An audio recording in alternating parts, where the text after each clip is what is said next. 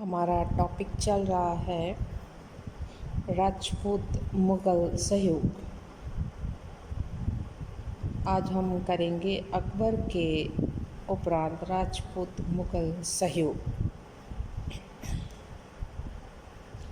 राजपूत नरेशों का जहांगीर को सहयोग। जहांगीर यानी कि सलीम सम्राट अकबर का ज्येष्ठ पुत्र और वह राजा भारमल की पुत्री से उत्पन्न हुआ था। उसने राजपूत सहयोग की दिशा में अपने पिता की नीति को जारी रखा। अकबर को मरते दम तक यही कसक रही कि वह मेवाड़ के महाराणा को अपने अधीनस्थ नहीं कर पाया। मेवाड़ के उन वीर सिसोदिया राजपूतों के संदर्भ में डॉक्टर बेनी प्रसाद लिखते हैं, संसार में जितनी भी जातियाँ हुई हैं उनमें ऐसी कोई नहीं हुई जिसका इतिहास इतना रोमांचकारी कार्य, इतने वीरतापूर्ण और यश तथा आत्मसम्मान की भावना इतनी अभिमानपूर्ण रही हो जितनी मध्ययुगीन भारत के राजपूतों की। राजपूती भावना का सार मेवाड़ के रंगीन इतिहास में प्रकट हुआ है। पिता के प्रति उदासीन रहने वाले सलीम यानी कि जहांगीर भी पिता के जीवन काल में इस कार्य को संपन्न नहीं कर पाए, परंतु 1605 ईस्वी में जब वह स्वयं सम्राट बने तो 1614-15 में उसने मेवाड़ के महाराणा अमर सिंह को मुग़ल दास्ता स्वीकार करने के लिए विवश कर दिया, परंतु उसे मुग़ल दरबार में उपस्थित होने व वैवाहिक संबंध स्थापित करने से मुक्त रखा गया। मेवाड़ के महाराणा को मुग़ल प्रभुत्व में लाने हेतु जहांगीर को 3 सैनिक अभियान करने पड़े थे। इन तीनों अभियानों में उसे राजपूत नरेशों का पूर्ण सहयोग भी मिला था। जहांगीर राजपूतों पर अपने पिता अकबर की भांति विश्वास नहीं करता था। उसने अकबर की धार्मिक नीति से असंतुष्ट मुसलमानों को तुष्ट करने का प्रयास किया, अतः उसने राजपूतों को प्रसन्न रखने का प्रयास कम किया।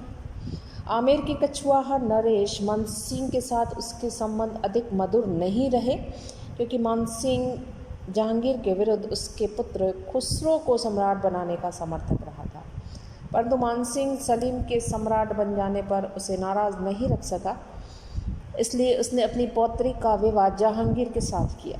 जहांगीर ने अविश्वास के कारण ही राजपूत नरेशों के नेतृत्व में सैनिक अभियान स्वतंत्र रूप से नहीं भेजे।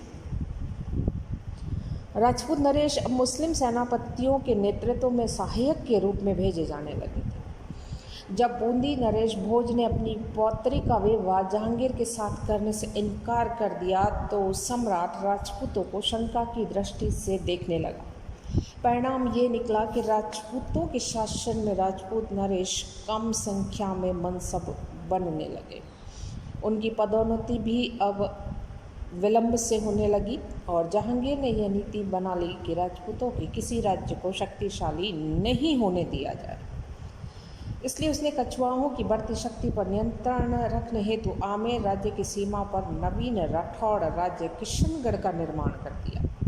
अतः स्पष्ट है कि जहांगीर के शासनकाल में राजपूतों की स्थिति निर्बल होने लगी थी और राजपूतों को वह विश्वास व सम्मान जहांगीर से प्राप्त नहीं हो पाया जो एक समय में अकबर के शासनकाल में मिला था। राजपूतों का शाहजहां को सहयोग। सम्राट अकबर की मृत्यु के उपरांत ही मुग़ल सम्राटों की धार्मिक नीति में परिवर्तन आने लगे थे। धार्मिक क्षेत्र में जितनी सहिष्णुता अकबर रखता था उतनी जहांगीर नहीं रख पाया और जहांगीर का पुत्र शाहजहां इस दिशा में और भी अधिक असहिष्णु सिद्ध हुआ। उसने किसी राजपूत राजकुमारी के साथ विवाह नहीं किया, अतः हिंदू विचार उसके मस्तिष्क में नहीं समा सके। हालांकि स्वयं मारवाड़ के राजा उदय सिंह की राजकुमारी से उत्पन्न हुआ था, उसने अपने दरबार को मुस्लिम जामा पहनाने के प्रयास आरंभ कर लिए। इस धार्मिक नीति के कारण राजपूत नरेश अब अधिक संख्या में मुग़ल सम्राट की मनसबों की संख्या घटने लगी और उसके साथ साथ शाहजहां के दरबार में उनका मान सम्मान में भी गिरावट आई। इसके बावजूद शाहजहाँ को राजपूत नरेशों ने उनके साम्राज्य के स्थायित्व एवं सुरक्षा के लिए अपना सहयोग प्रदान किया। शाहजहाँ की राजपूत नीति की एक विशेषता यह रही कि वे सर्वाधिक विश्वास जोधपुर नरेश जसवंत सिंह पर करते थे। जसवंत सिंह शाहजहाँ की निगाहों में कभी नहीं गिर पाए। वह दिन ब दिन पदोन्नति करते रहे। उत्तराधिकार के युद्ध 1658 ईस्वी से पूर्व 6000 जात व 6000 सवार का मनसब बन चुके थे। 1638 में जसवंत सिंह ने काबुल में अफगानों का दमन किया और सम्राट को सहयोग दिया।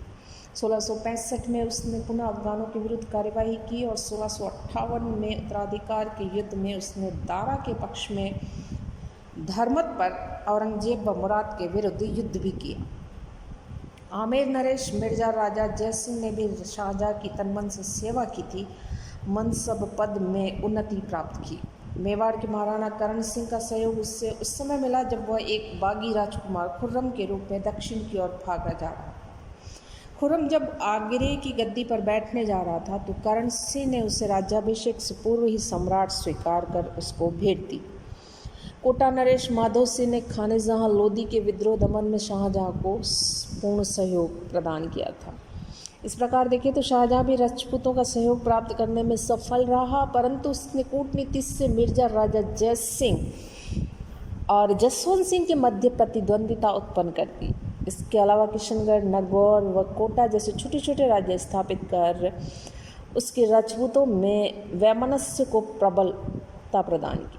अपनी इस कूटनीति से उसने राजस्थान में अपना प्रभुत्व दृढ़ता से जमाया और राजपूत नरेशों में वैमनस्यता व प्रतिद्वंदिता उत्पन्न की और उन सबको अपने ऊपर आश्रित बनाने में वो कामयाब रहा।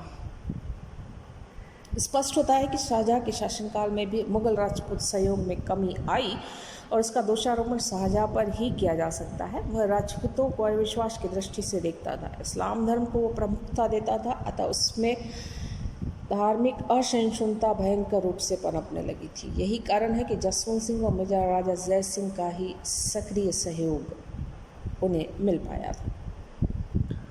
राजपूतों का मुगल सम्राट औरंगजेब के साथ सहयोग।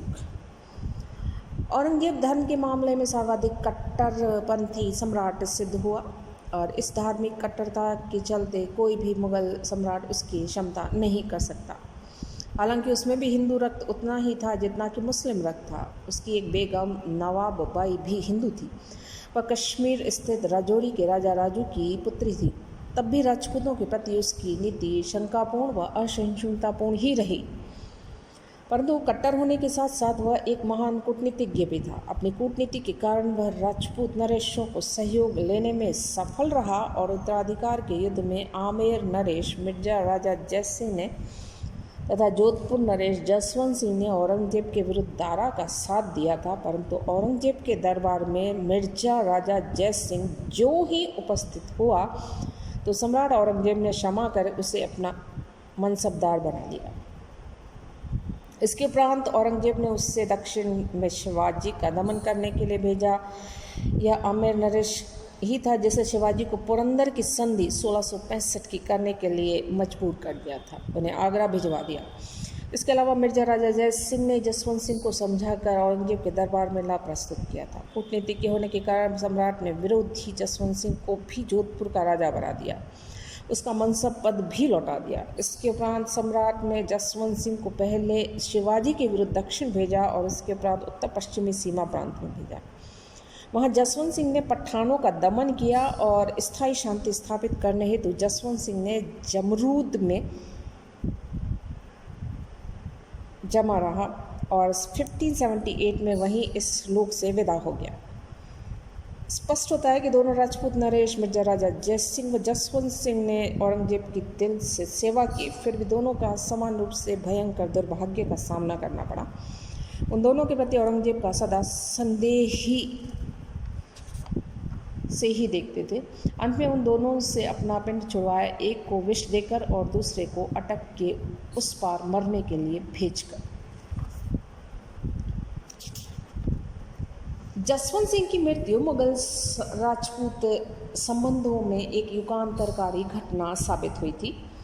कट्टरपंथी औरंगजेब ने धर्मत के युद्ध में उसके विरुद्ध लड़ने वाले जसवंत सिंह को दिल से क्षमा नहीं किया, और यही वजह है कि सीमा प्रांत भेजने के पीछे उसका यही उद्देश्य था कि वह पठानों से युद्ध करता मारा जाए, जोधपुर मुगल साम्राज्य का अंग बन जाए। यह उसकी 1678 से 1705 के अंतराल में जोधपुर के प्रति अपनाई गई नीति से स्पष्ट हो जाता है। परंतु 1678 का वर्ष मुगल राजपूत संबंधों में सर्वथा परिवर्तनकारी सिद्ध हुआ और 1678 के उपरांत औरंगजेब ने राजपूतों से सहयोग लेना बंद कर दिया। उसने राजपूत मनसबों में कमी कर दी और 7 फरवरी 1779 को खाने जहां बहादुर को सेना की एक टुकड़ी के साथ जोधपुर पर अधिकार करने के लिए भेजा। जोधपुर पर अधिकार कर लिया गया और वहाँ के देवालयों को धराशाही कर दिया।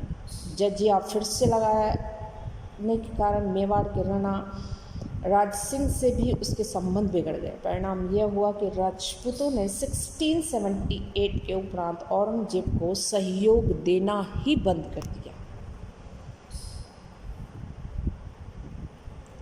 असहयोग के परिणाम क्या निकले? तो औरंगजेब ने राजपूत नरेशों से सहयोग अवश्य लिया, परंतु उनके प्रति शंकालु वह रहा और वह हमेशा बना रहा। वह राजपूतों को सैनिक अभियानों पर अवश्य भेजता, पर स्वतंत्र रूप से नहीं। अब राजपूत नरेश सैनिक अभियानों पर मुगल सेनापतियों व सम्राट के शहजादों के नेतृत्व में जाने लगे और बीकानेर के राजा की औरंगजेब से नहीं बनी और सम्राट ने कर्ण सिंह के स्थान पर उसके पुत्र अनूप सिंह को बीकानेर का राजा बना दिया। इस प्रकार की नीति से औरंगजेब ने राजपूत नरेशों को नाराज करना आरंभ किया और शिवाजी के आगरे में से भाग जाने पर औरंगजेब ने आमेर नरेश मिर्जा राजा जय सिंह तथा उसके पुत्र राम सिंह से भी नाराज हो गया। परिणामतः मिर्जा राजा जय सिंह से दक्षिण की सूबेदारी छीन ली और जसवंत सिंह की मृत्यु के उपरांत सम्राट के संबंध जोधपुर के राठौड़ों से बिगड़ गए। परिणामतः राठौड़ राजपूतों के साथ दीर्घकालीन संघर्ष से मुगल राज्य को न केवल जानमाल की हानि उठानी पड़ी, वरन साम्राज्य पर इसके अन्य दूरगामी प्रभाव भी पड़े। स्पष्ट ये होता है कि औरंगजेब ने अपनी कूटनीति से एक और राजपूत नरेशों का सहयोग प्राप्त किया और दूसरी ओर उनकी शक्ति को नष्ट करने का भी प्रयास किया, परंतु औरंगजेब राजपूत नरेशों की शक्ति का दमन तो कर नहीं सका। इसके विपरीत उसने उनको अपना तथा मुगल साम्राज्य का शत्रु अवश्य बना लिया। औरंगजेब की मृत्यु के उपरांत मुगल राजपूत संबंधों को यदि हम देखें तो 1678 के उपरांत औरंगजेब ने राजपूतों के विरुद्ध जो कार्य किए या जो नीति अपनाई वह राजपूतों के विनाश के लिए थी।